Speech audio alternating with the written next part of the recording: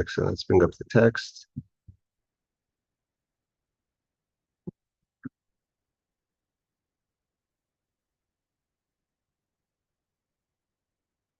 We're learning a Sicha. We learned a Sicha before. This is famous talk the Rebbe gave on the week of Parshas Terumah in the year 1992, Tafshin Beis, when the last talks we have of the Rebbe before he suffered a stroke. And the Rebbe spoke that year in Parshas Terumah very strongly about the idea of Ashiras, words that are not typical in the Jewish circles by a Rebbe, I don't think in any times. The Rebbe spoke very strong about that the Jews have to be rich and Ashiras, and that's why the Torah starts with Zahav, with gold, to be able to perform Torah mitzvahs and tzedakah in abundance without having any concerns in paying school fees or being mahadr mitzvahs, glorifying the mitzvahs, giving tzedakah as much as you want. The Rebbe was very much in the opinion of that successful Jews and wealthy Jews are Jews that are able to perform Torah mitzvahs on a much higher level, although there's challenges in all cases, but it's better to have challenges and be able to perform than challenges and not being able to perform. The Rebbe spoke very strongly about this Shabbos, and so let's start. They put together all the talks from the week with Shabbos in a single Sicha. That's what the Sicha. This is a Sicha from Leila Sage Charna, from the nights of Wednesday night Dalid Hey Vav, which would be Tuesday night, Wednesday night, Thursday night, and Shabbos Kodesh. So going into Wednesday, going into Thursday, going into Friday, and the Shabbos Terumah Tafshin Beis, the year 1992. So the Rebbe says like this: Paischin bebracha. We're going to start with blessing. Ubefrat b'amdanu, when we're standing with chilas b'achnisis l'chodesh Adar. Well, now the beginning of Adar, because now this is the same layout that we're talking about. Gimel Daled Hey Vav Adar. Sheyeshne atzivoy v'adin, and the law is, the commandment, Mishenichnas Adar marbin b'simcha. As Adar comes in, we add in simcha, right? So we have more simcha as Adar comes in. And this month is Bari Madli D'Yisrael. It's a healthy mazal, a healthy mazal for the Jewish people. Everyone knows what mazal is. The Mela movement, so it's understood. Shebnei Yisrael misbarchim az b'miyuchad b'brachas. This is a very special time for the Jewish people to be blessed with blessings, because we're in the month of luck, of mazal, and we're in the month of Adar, which is Mar B'Simcha.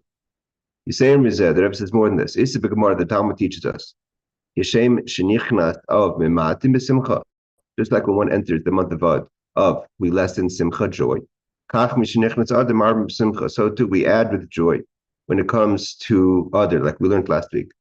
Hilkach Bar Yisrael di Islay Dinay Behadi Nachri. If you have a court that you have to do with a Gentile, Yishtamit Binay Ba'av Dirai Mazal. Try not to do it on Av, because your luck isn't doing great. Your mazal isn't great. It's not a good time to go to court with a Gentile. Better do it in the month of Adar, the Bari mazal, when a Jewish person's mazal is healthy. Bari means healthy. The Rebbe says one could ask the question: what's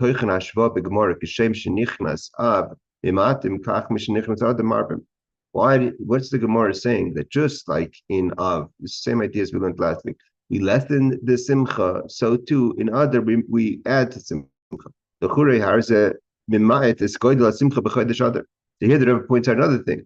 Why would we talk about Av in Adar? It just makes a person depressed, right? It's like when you don't mention negative things. Now I want to focus on positive. I want to focus on healthy. I want to focus on happiness. Why are we mentioning in the month of Adar about Av? So the Rebbe says like this: the Adar Rebbe. This is on the contrary. Lashon Chazal Hashem shenichnas Av ematim b'simcha kach mishenichnas Adar mar b'simcha. When Chazal teaches us that just like in Av we lessen in joy, happiness, so to an Adar we add in happiness. It comes to teach us that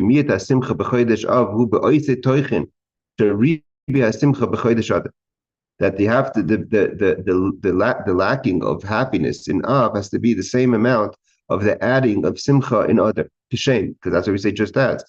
He says,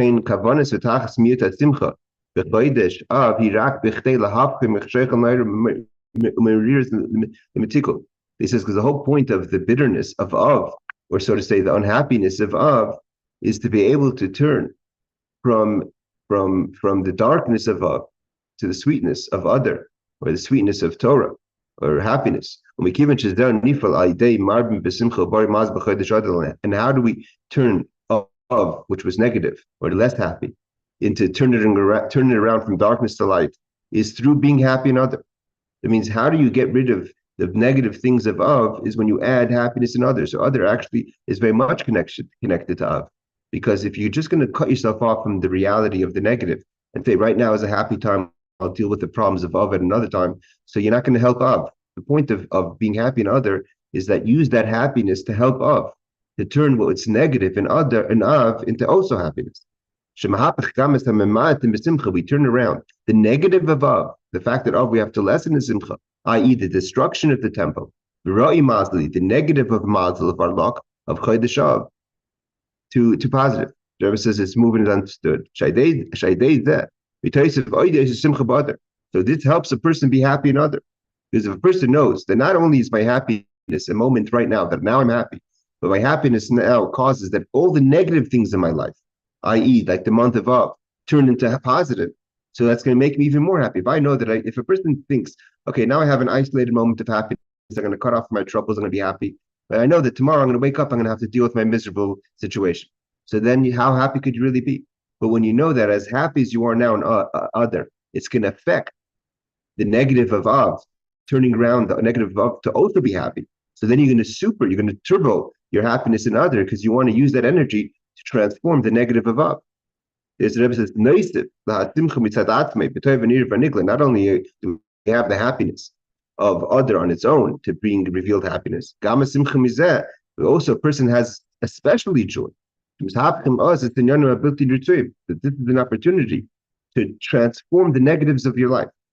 So not just that you have an experience of happiness, but you're using the power of this happiness to overflow into all the negative situations in your life, that those should also turn out, like the month of Av. We get rid of the miut of the negative through simcha. The famous idea is, I think it's a Rishon, I forget who says it. The one that Tzaddikim says that Av is mema'at. How do we get rid of the things of Av? Is b'simcha.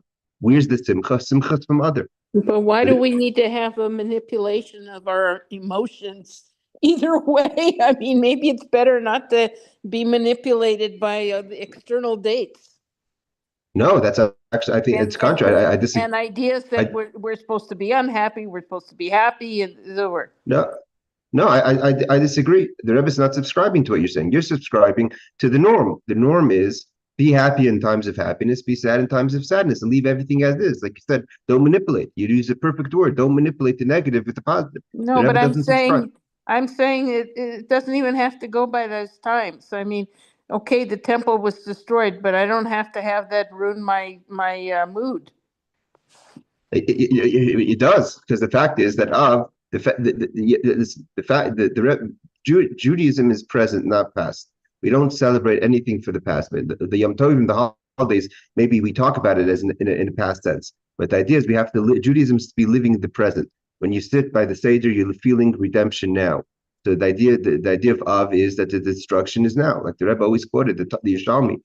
It says that whoever the temple wasn't built in their time is as if it's destroyed in their time. If you haven't transformed, I mean, it's using these thoughts to manipulate your emotions. So I don't know why that's. I don't know why we need that at all. Either way. Because I'll tell you why. Because the Rebbe says, I'm going to answer this. Because the Rebbe says that the reality is that there's a negative, and the negative is that you have the situation of Av. And Av that's a destruction, and that's a reality now. It's not a reality from 2,000 years ago. Right now, the temple's been destroyed. Right now, we're in Gullus. How do you transform that negative, which is a reality right now, is by being happy now. It's not just that you're happy now, and therefore you're manipulating a feeling and ignoring the destruction. You're going to transform that by the time Av comes next year, this coming year. We're going to be in Geula. Like you're trying to use the intellectualizing these things to manipulate your emotions. No, I just want to say one thing. Every year, there's the month that your parents died. If they died, you get emotional. So why wouldn't you get emotional over some of the biggest things in Judaism? No. People get emotional for different reasons. Sharon is not saying that you shouldn't subscribe to the sadness above. She's saying is not to use other things to try to transform that. But the Rebbe doesn't agree with you. The Rebbe says that the simcha is a very powerful tool. And when you know that through simcha, you can not just have simcha now, but simcha breaks together, breaks all the boundaries. It also breaks the boundaries of the negative above. And therefore, what does it mean it breaks the boundaries? There's nothing to be sad about. Why? Because we're going to rebuild the base of Mikdash. All right, let's go further. I hear what you're saying. The Rebbe is like this. Not only be happy for Adar on its own, is Gamma Simcha. We're also happy that we know that through this happiness, we get rid of the negative. That these are the things that cause Simcha to lessen in happiness. Famous idea in Chassidus that when Yitzchak asked Yaakov, or sleep thinking he's talking to Esau, to make him the food, the meal, it says, "Asli matamim," make me a tasteful. Matamim is plural. Which is, what does it mean, matamim plural? Seemingly, okay, make me a few nice dishes, right? When Chassidus explains that there's two tasteful things. There's tasteful from the positive, and there's tasteful from transforming the negative into positive. That's all I did with Hapcha. Hapcha is all about transformation. Lashon Rabim, why is it plural? Also includes the tasteful things, which is the Or Yasher, the direct light. The idea of happiness of Adar on its own, the happy time. We got rid of Haman. We're going to get rid of Haman this year as well. And also from the bitter things, right? People like some bitter, in Israel they call it charif, sharp things, or chamutzim, or vinegary things. They're spiced in such a way. People also like there's the pleasure in bitter foods, in sharp foods. What's the pleasure here? Yitzchak says the hishapcha, to transform the inyanim of the things above, l'nahira to light, u'mutikos to sweetness. It continues. From this we'll understand. What's the idea of being multiplying simcha? Moving dafkum sechtas tainas. Where do we learn about this? How do we know that we're supposed to be happy in Adar? Is from the tractative tainas. In the same subject, we're talking about the negative of above, about the laws of the tainas, the fasts above. There we learn about the idea of the happiness of Purim. Why? Also the laws that it says you have to be left happy enough. Why? Because it's telling us specifically that's the remedy to fix it. Therefore, the Rebbe says it's even more of a blissful time in our gathering now. To bless all things. The idea that we have the opportunity to transform all negative things in our life. The bracha, the simcha, to blessing and happiness. And what is the greatest of all blessings? Which is the most important thing of our times. The brachas, geula, amitis, vashlema, that we should have the bracha of the true redemption. Through righteous Mashiach. Then when Mashiach comes, it's going to be the completion of all happiness. Like it says, then our mouth is going to be filled with happiness. Vishlemis, the bari mazal, and we're going to have the completeness of our mazal, of our healthy mazal, the Bnei Israel of the Jewish people. Vishlemis is hapcha sheichel naira, and Mashiach comes, it's going to be a completion of the transformation of darkness to light, umeriris, from bitterness, lamsikos to sweetness. Rebbe says, the Parshas Terumah. Many times, the month of Adar, the entry, the Rosh Chodesh Adar, comes together with the Parsha of Terumah. Based on what's known. The Parshas Terumah. We always know, the Rebbe quotes, I think it starts with the Shlah HaKadosh, that the holidays are connected to the Parshas of the week.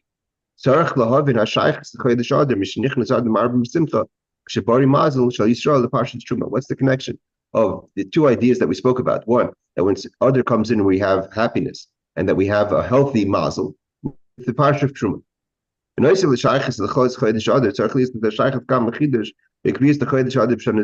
In general, Terumah is connected to the whole month of Adar. Specifically this year, how Rosh Chodesh falls out. Incidentally, how it fell out in 1992 is how it fell out this year in 2026. The Rebbe says like this. First of all, this part is not applicable right now to us exactly, at least in a revealed way, that year, 1992, was a leap year. Therefore, in 1992, they had 2 months of Adar, because there was 30 months, it was a leap year. Now we're the beginning of the first Adar. Beis, that's number one. Number two is Hayom Rosh Chodesh Adar Rishon. This year, when did Rosh Chodesh fall out? The Rosh Koil B'Teicha Manig is called Yimei Chodesh, and the way things fall out in the beginning of the month sets the tone for the month. That's why it's called Rosh, not Tchila. That's a rule in general in Torah. That the beginnings of something like Rosh Hashanah is not called Tchilas Hashanah, but Rosh Hashanah. Why? Because like the Rosh, the head, it has within it all the energy of the body. So too, the Rosh Chodesh has within it the entire energy of the month. When did it fall out? That year. Most of this year is Gimel Dal B'Shavua on the Tuesday and Wednesday of the week. Right? This week Rosh Chodesh was Tuesday and Wednesday. Jeff says humans have behagdim understand the Parshas something about the Rebbe pointed out very much that year. The idea in this parsha. When Hashem commanded the Jewish people, in the beginning of our parsha, it says, take from me a truma. What truma means, a donation. This is the truma you should take. From the Jewish people. God told Moshe. Gold, silver, and copper. Incidentally, anyone who's following commodities knows that the prices of gold, silver, and copper have shot through the roof in the past year. Getting ready for Mashiach because we're going to need it for the base of Migdash. Is known the question. The order doesn't make sense. Why would God tell them first gold? What's the point of the question? We know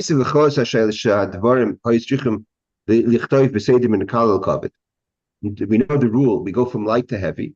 So first you say copper, which is cheaper metal. Then you go to silver, which is more expensive. Then you go to gold, which is extremely expensive. Why would you start with the most expensive thing and go down? You're supposed to go from light to heavy. Let me do opposite. Not only should you give copper, you should give silver. Not only should you give silver, you should give gold. In our case, the Chura Matim say there's a oides. It makes more sense to start with copper versus gold. Everyone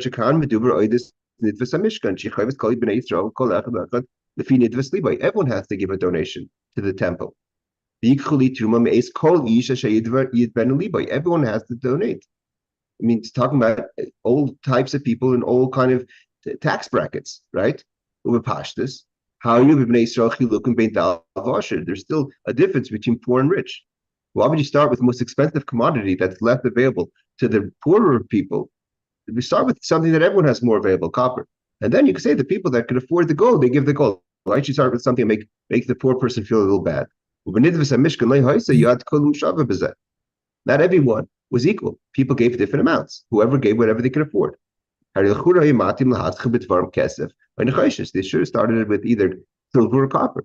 It's more available for the people. How many people have gold sitting in their house? When Mashiach comes and they're going to build a base of Migdash, they're going to need gold. You have to go to Costco and start buying the gold little things that they're selling over there. That's available by all the Jewish people. There's more copper and silver. So most more equal in the economic situation. People could afford copper more. Only then you come to gold. The rich people have gold. Gold is not found by everyone, especially at $5,000 an ounce.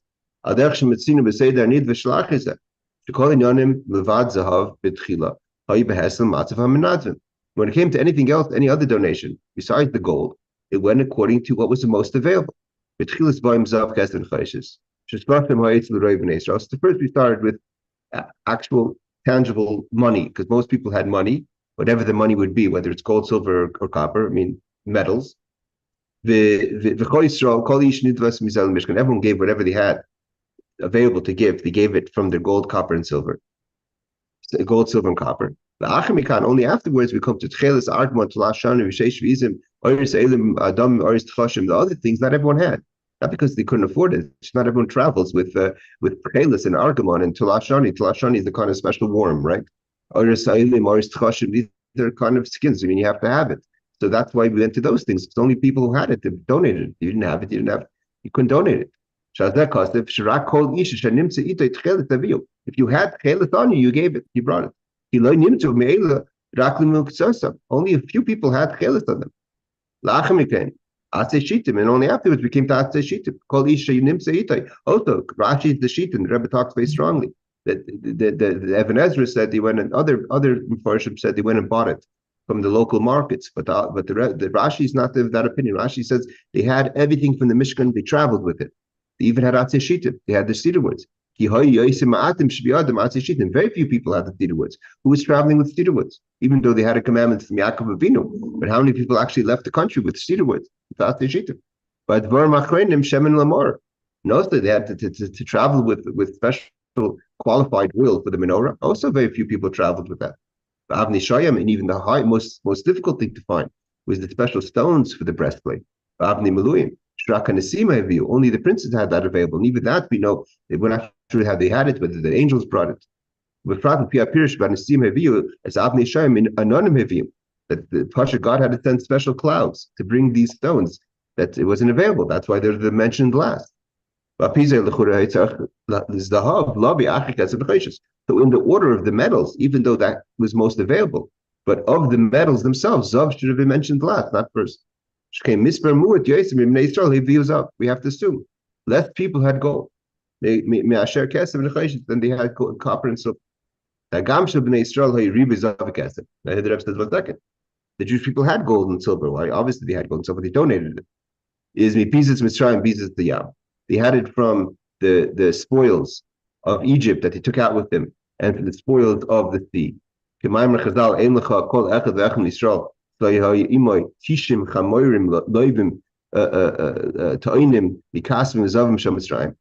any person that didn't have 90 donkeys carrying gold and silver. So if everyone had it, I mean, because God told Moshe to tell everyone to take money out of Egypt. Where did they get it from? They had to take it from someone. They took it from the Egyptians. So you have to assume that the Egyptians had more copper and silver than they had gold. So you have to still assume gold is a commodity. It's an expensive commodity. Less people have it. So no matter where they're getting their monies from, wherever they're taking it from, they had more silver and copper than they would have of gold. It's much harder to find gold than it is to find copper and silver. But Adar, the Rebbe says on the contrary. That's why we pay so much for it, because it's rare. And definitely there was the difference in not everyone was equally wealthy, right? There's an expression, those who know it from the shtetl, called Reich wie Korach, rich as Korach. Why? Because Korach was specifically rich. Why was he richer than everyone else? That's the way it is. Some people are richer, some people are not. So they never say like this. You say more than this. We have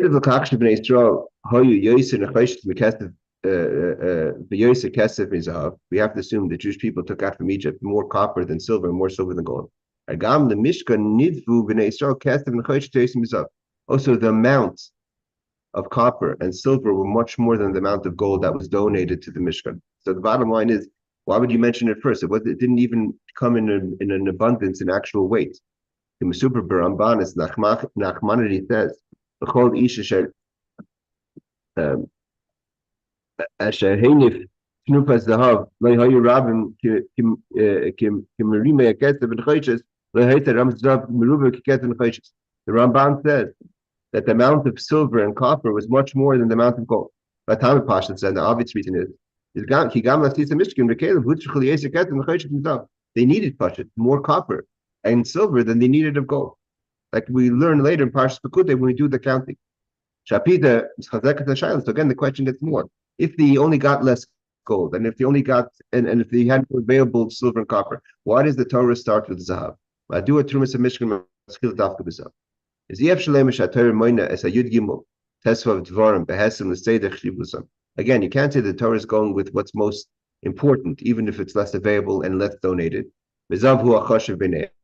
And gold is the most expensive, even more than copper and silver. So you can't say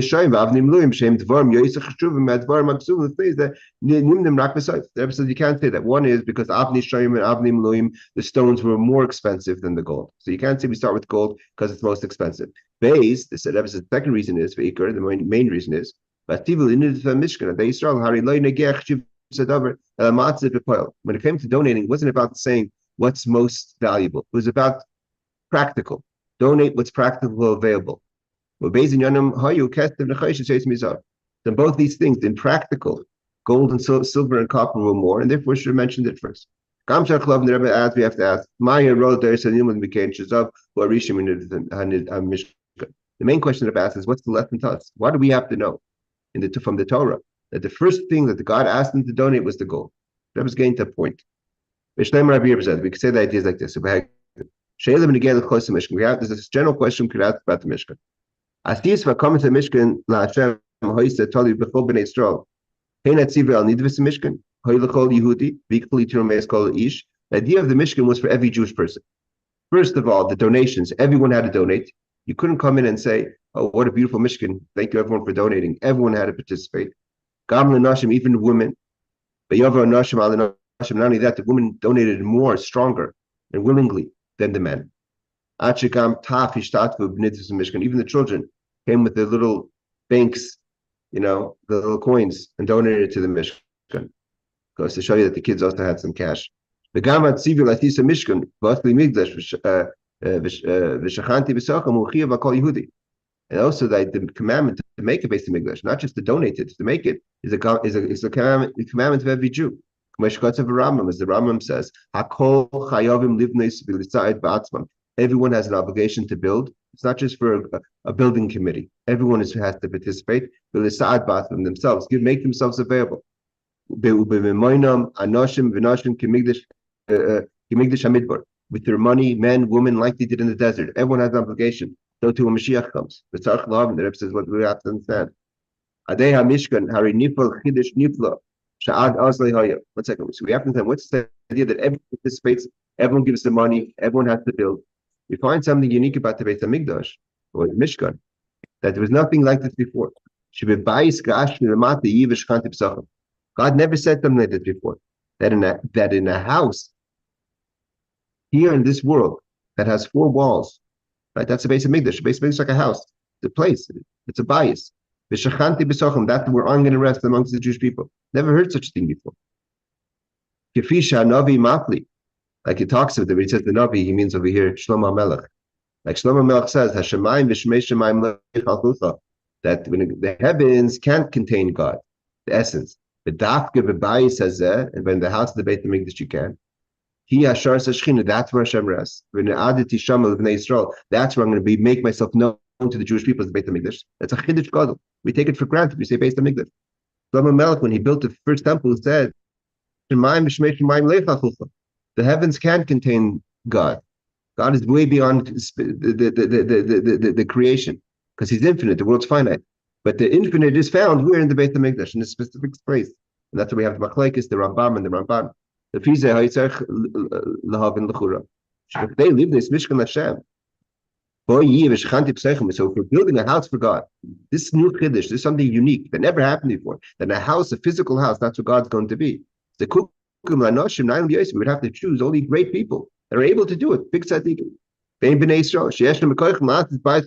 Who's able to build such a house for God? That God should rest and reveal Himself. Like the actual planning itself.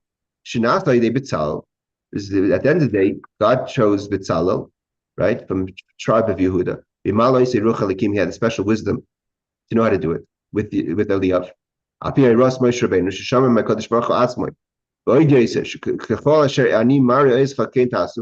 exactly how Hashem showed Moshe, that's how it has to be done specifically. So we see that you needed unique people. Nevertheless, although at the end the Tzal maybe was just the architect, but God says everyone has to donate and everyone has to be involved. Like the Rambam says, everyone's obligated. It's not an obligation just for B'tzalel or for other people. Hena Nashim, whether it's men, Nashim, women, the Gamtaf, even children. How can you expect from a simple person, a simple woman, a feel yelled cotton, even a child, as a koyach, the strength, the ability, to make something that never happened before? That God should find Himself in a physical house, in a physical space. He rests amongst the Jewish people. Every single individual. How could every single person, no matter who they are, build a Beit HaMikdash? Like Shlomo Melech says, it's such a chiddush. It never happened before. The heavens can't contain Hashem, and here we have a house. Rabbi says that. He says, not only that, you have to give it for the right purpose. You have to give it lishmi for God, for the sake of heaven. Just like when you give the temple, the build a temple has to be for the sake of God. It's not good enough to actually just do the action, the asiyah. You have to have the right intentions for the right purpose, for the sake of God. And how could you ask a civil person to have 100% the right focus? Avoid lishma. It has to be with 100%. The avoid has to be with the right intentions. For fraud, the tachlis hashem is not just a little bit. That has to be absolutely with 100% right intentions, not just a little bit. And then, how can you say that every single man, woman, and child could be 100% with the right kavanah to do it for 100% lishma? I mean, people. The Rambam writes, which we're learning now the laws of Tshuva. That's what we're holding. What's the highest level of lishma for the sake of Hashem? It's not even for spiritual gain. It's mamish just because you love Hashem. Like the Rambam says, you do the truth because that's the truth. Not because you gain anything out of it, not because you get rewards, not because you can get this world or the next world, you can have a nice place in heaven. That's not why we serve God. We do the truth because the truth is what has to be done. That's a big level. How could you expect everyone to be holding such a level on Madrega? Let's just learn the next Steve, and we have to finish. The answer like this. When did Hashem say to build the Mishkan? After the giving of the Torah. After, as a continuation, Matan Torah. Shows Nifel. What happened in Matan Torah? Matan Torah was God chose the Jewish people from all other peoples and languages. God chose not the people as a whole only, but the people, each individual. Big idea that Rebbe always talks about. That the people say, okay, I'm part of the chosen people. No, you're a chosen person. God chose every single individual person personally. And in a Jewish body, as a soul, in a physical body, in a physical world. He didn't pick spiritual Jews. You will be a nation of priests and holy people. What can you do as is known? Until Matan Torah you couldn't bridge the gap between heaven and earth. What was in heaven stayed in heaven. What was in earth stayed in earth. What happened in Matan Torah? No longer was his decree. Therefore, the Jewish people, as they are in this world, were things of elyonim, of elevated. It's every single individual Jew has a portion of God in them. Like the Alter Rebbe quotes for the Baal Shem Tov. If you're touching etzem, by definition, if it's etzem, you can't hold a little bit of etzem. When you touch a little bit of etzem, of essence, you're holding the whole essence, because essence is not found in parts. It's beyond any division. So if you have a drop of essence, which every soul has, then you have the whole God. The Jewish people and God are one. With Matan Torah, and therefore, once Matan Torah established the fact that God chose the Jewish people the way they are here physically in this world, and the way they are physically in this world is really an elevation. The fact is, every single Jew,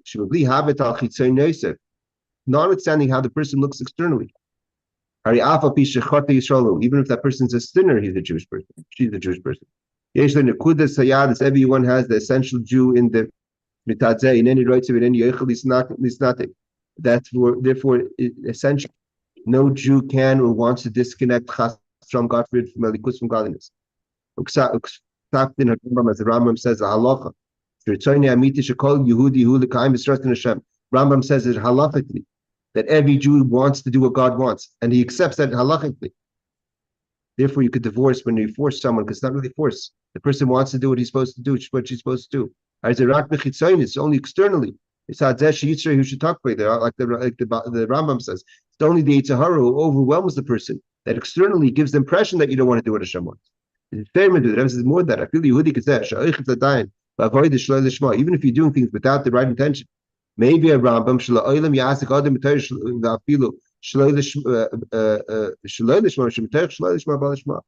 a person should do things, even if it seems like you're doing it shalom lishma.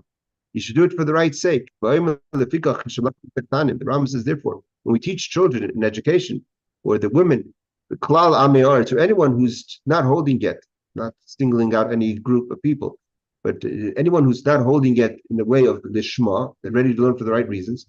You start with even fear. Like the Rambam says, until their minds broaden, is chakma, and they realize, and they get accustomed, and they start to do it out of love. Till they comprehend, we do, and they know. This is all quoting from the Rambam. But Tam was, what's the reason? The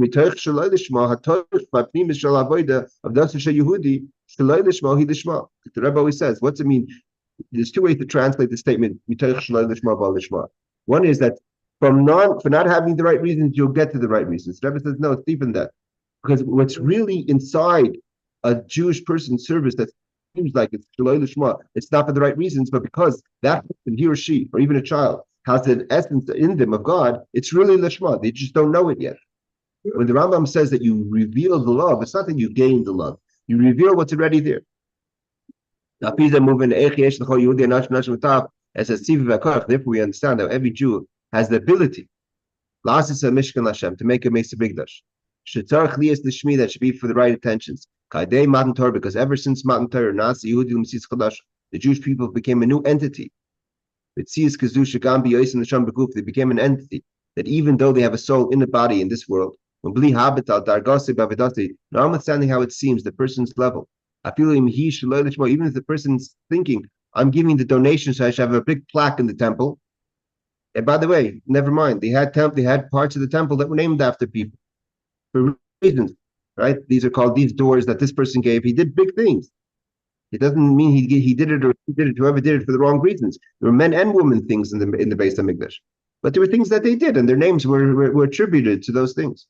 But the essence of every person is really lishma for the sake of God. L'shem Hashem. For no agenda.